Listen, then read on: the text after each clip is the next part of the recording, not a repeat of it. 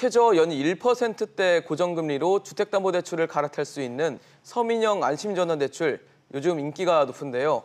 이 같은 인기에 편승해서 수요자를 대상으로 한 사칭 사기가 등장하고 있다고 합니다. 한국주택금융공사는 서민형 안심전환 대출을 사칭한 보이스피싱에 주의해달라고 당부했는데요. 어떤 사례들이 보이스피싱인지 전문가와 함께 알아보겠습니다. 금융소비자원 조남희 원장입니다. 어서 오세요. 안녕하세요. 네네. 원장님, 그 금융소비자원에 이 서민형 안심전환대출 보이스피싱이 왔다라고 문의를 주시는 분들도 계신가요? 네, 지금 이제 간혹 생기고 있는데요. 예. 예를 들어서 지금 이렇게 서민형 대출을 자기네가 알선해준다, 주선해준다, 네네. 또 이렇게 받을 자격이 있으시다, 이렇게 이제 유인하는 거죠. 그런데 이게 실제 이게 맞느냐 하는 네네. 이렇게 이제 확인 전화를 의심이 이제, 되시는 분들은 또 연락을 주시는 그렇습니다. 거네요. 네.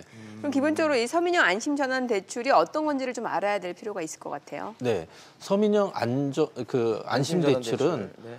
정부가 가계부채를 좀 더 줄이기 위한 목적, 네. 그다음에 서민의 이자 부담을 줄여주기 위한 목적, 이 두 가지 목적으로 출발한 정책 대출 상품이다, 이렇게 보시면 되겠습니다.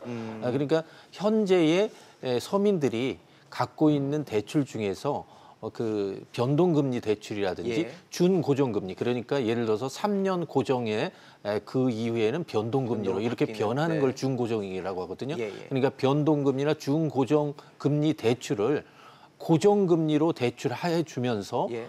무조건 대출 기간 내에 모든 그 대출금을 상환하는 그런 분할 상환 조건. 예. 그러니까 고정금리와 분할 상환 조건이 붙은 대출로 갈아타기를 해주는 그러한 상품을 정부가 내놓은 것인데, 그게 서민형 안심전환 대출이다, 이렇게 보시면 되겠습니다. 네. 그럼 아무래도 높았던 이제 금리의 대출을 갖고 계셨던 분들이 1%대로 갈아탄다라고 네네. 하면 혹할 수밖에 없을 것 같은데, 그렇습니다. 네. 이 서민형 안심전환 대출의 대상도 따로 있잖아요. 네네. 어떤 분들인가요? 그러니까 서민형 그 안심 대출의 그 조건에는 크게 두 가지입니다. 소득 조건과 대출 조건. 네. 근데 소득 조건이라고 하면 이제 그 부부 합산 소득이 8,500만 원 이하인 분들이 경우고요. 예. 또 6,500만 원 이하의 뭐 다자녀라든지 한 가족 문화라든지 다문화 가정이라든지 가족, 네. 이런 사람들의 경우에는 또 0.4%씩 인하를 해준다든지. 우대금리가 있군요. 네, 그래서 이제 지금 말씀하신 대로 1%까지 금리가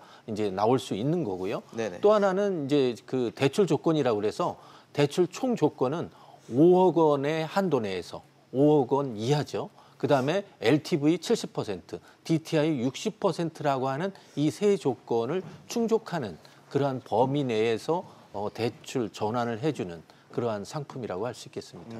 네.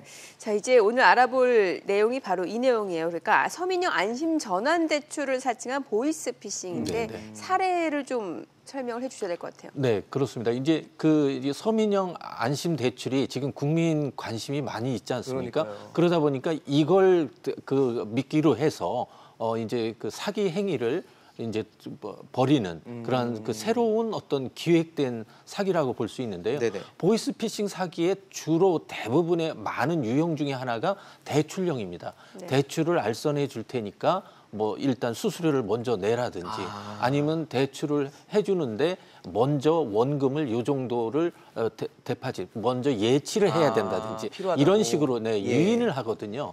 네, 그런데 이번의 경우에는 이제 그 어떤 문자라든지 전화로 해서 유인을 하는 것이죠.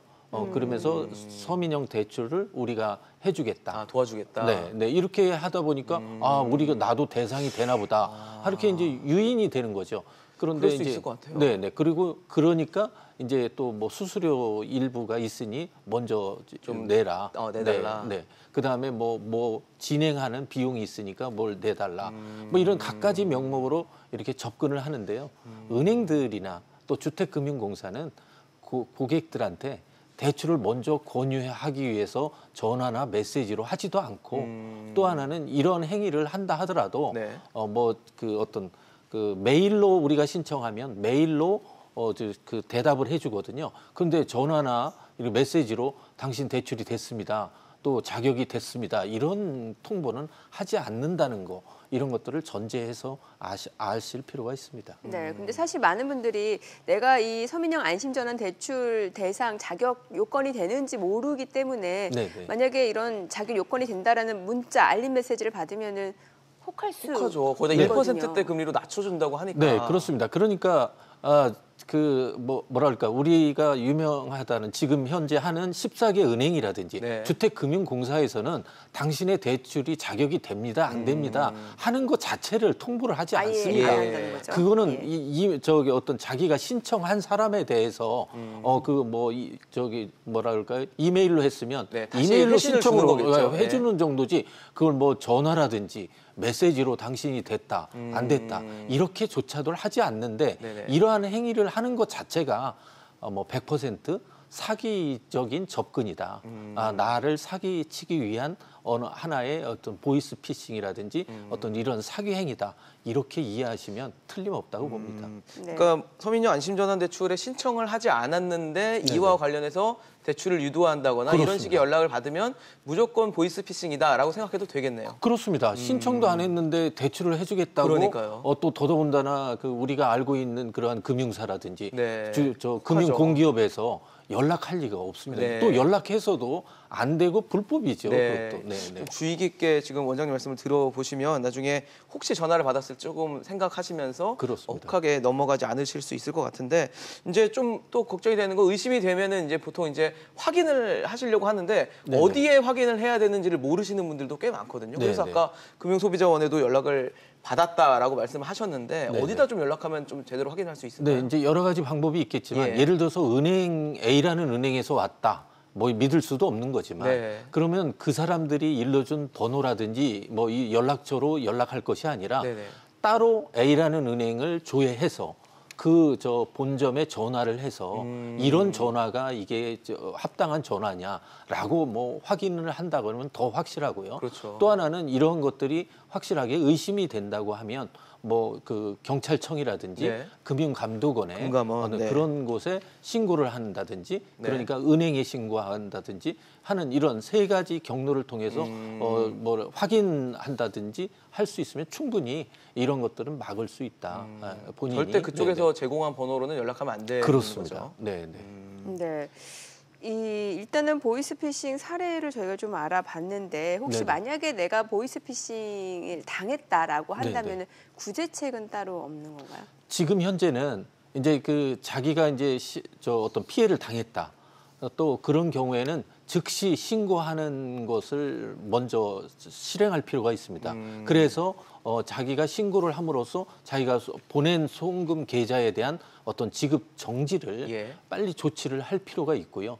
또 하나는 이런 부분에서 사기로 의심되는 경우에는 일단은 먼저 제대로 확인할 필요가 네. 있습니다. 그러니까 돈과 관련된 것은 뭐든지 차근차근 네. 또 하나는 확인을 한 다음에 어떤 절차를 밟는 것을 자신의 어떤 철칙, 원칙으로 삼고 실행하는 것이 보다 안전하고 이러한 사기를 당하지 않는 가장 최고의 1차 방법이라고 볼 수 있겠습니다. 네. 알겠습니다. 오늘 서민형 안심전환대출과 관련한 보이스피싱 주의보에 대해서 조남희 금융소비자원 원장과 얘기 나눠봤습니다. 말씀 감사합니다. 네, 감사합니다.